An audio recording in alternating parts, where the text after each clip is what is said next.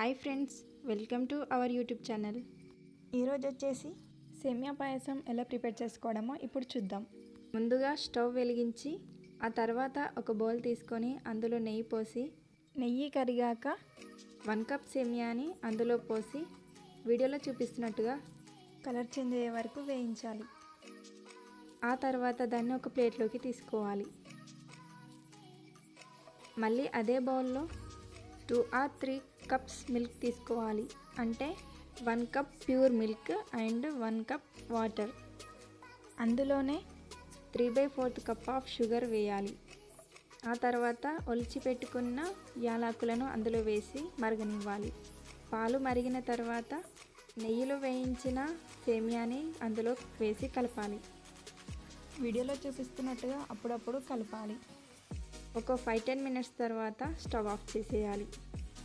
Next ఒక చిన్న పాత్రలోకి serve చేసుకోవాలి. Tasty and yummy sweet recipe సేమియా పాయసం రెడీ.